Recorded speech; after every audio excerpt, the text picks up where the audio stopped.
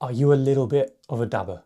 You know, someone who often finds their colours are a little bit thick, a little bit dry, a little bit busy, because we just can't fight that compulsion to keep prodding and poking at our beautiful art. If you are, or you think you might be, this is a safe space to admit it. Yes, you're right, I am being a little bit silly. But at the same time, this is a really common challenge that people face. And amongst my many faults, well, being a dabber is definitely not one. So I put my sort of thinking cap on, and I've come up with 3 interesting ways, simple studies that we can play with, to show you how you too can stop dabbing.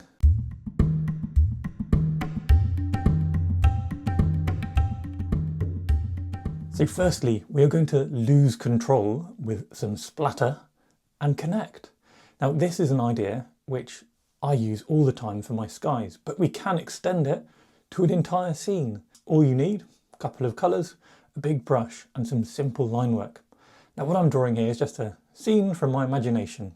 You'll never guess where I imagined it, but what I'll do for this scene and the others we're going to do is I will pop up the line work that I produce as well as any reference photos on a link below, which will link to my Patreon. But it'll be a free post, so you can go and find it if you just want to copy the line work to practice the painting ideas. As you can see, all I'm doing with this drawing is creating some clear shapes on the page. And one of the key things is making sure that we have a good bit of structure there in our drawing, because the watercolours are going to be loose and flowy and they're just going to bring the drawing to life. With the drawing handled, pick up a big brush and we're going to splatter on the page, approximately filling out different parts of the scene with colours appropriate for that area. So we give our croissant and our cup a nice bit of colour, our background can be blue, and we don't put much more thought into it than that. Next, take a still quite big but not as big brush and we're going to connect the colours. We're not adding any more paint, we are literally just connecting the dots. This will show us that losing control can actually create really interesting washes. We allow the randomness of the watercolours to create something beautiful, and then we nudge them into the right place. It also produces a very loose and soft effect. And from here, we can add more watercolour to create more intensity and more purposeful shadows on top of a loose and not dabbed watercolour wash. You might think, oh yeah, great, well done Toby, this is a stupidly simple scene. And I agree, it's a very simple scene, but it's best to learn on something simple and then increase the complexity. But actually, this idea works on far more interesting or intricate scenes, such as this scene from France that I've drawn.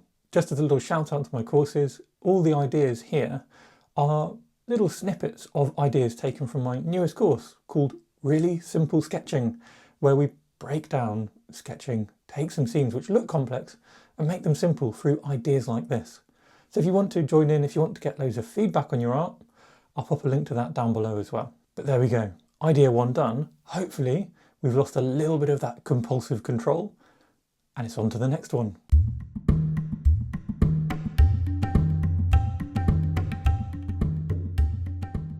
Idea number 2 is painting a whole scene in just 5 brushstrokes. Now for this, I thought I would increase the interest in the scene. So we're going to use a lighthouse scene. It's not actually much more complicated than drawing a croissant, to be honest. Still some really simple shapes on the page. And for the purposes of this sort of idea, I'm going to make all the shapes quite bold, quite illustrative. That just helps us see the shapes as we move the colours through them.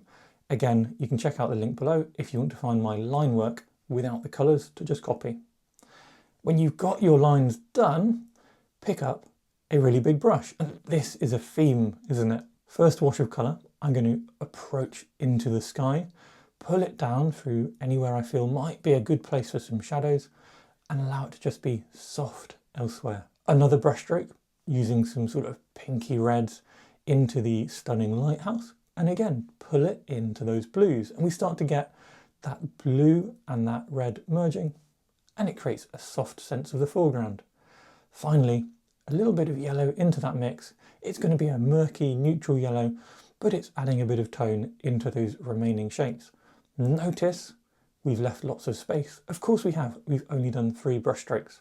And now put your timer on wait 10 minutes, go and have a coffee, and we'll come back when it's dry. And like magic, it's dry. So we've got 2 more brush strokes to play with, and these are just going to pull out the bolder, warmer colours, a bit of red, a bit of yellow, and we can see those layers with a slightly smaller brush and a little bit of control give the scene real focus. Cheating on top, we can do some splatters, we can soften some edges just to give it a little more contrast and finesse, but the scene essentially done in 5 brush strokes. Again, I hear you, oh, this is ridiculously simple, but I think this one appears a lot less simple, but it was still done in 5 brush strokes with a couple of splatters at the end. And again, that just makes this whole process so much more fluid and easy. Now, final idea.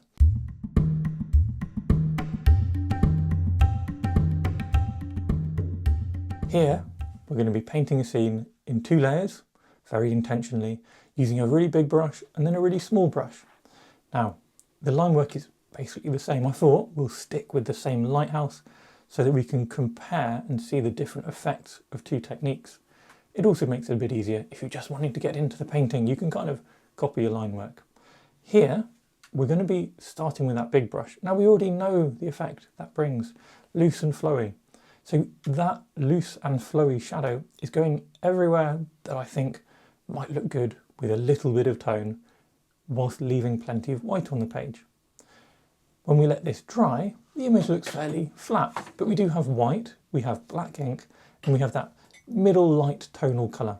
So we're going to come in with a much smaller brush and apply some really specific areas of darker colour.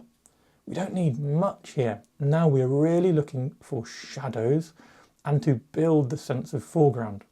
That gives you 3D from the shadows, and it gives you depth from having the foreground and the lighter background.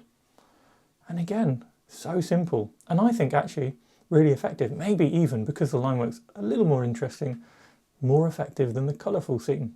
Now, hopefully you found this interesting. Maybe you discovered you are in fact a dabber, so welcome to Dabbers Anonymous.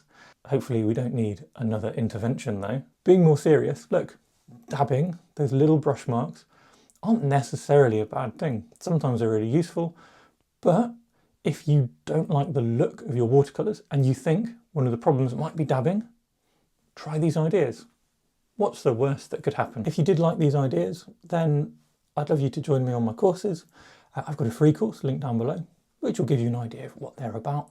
And then I've of course got my paid courses with really simple sketching ideas, being the newest one, which is focusing on these ideas and loads more to really get you simplifying, loosening up and enjoying your sketching a bit more. If you did enjoy this video, my last bit is to leave you in peace and say please subscribe and like and comment. Bye bye.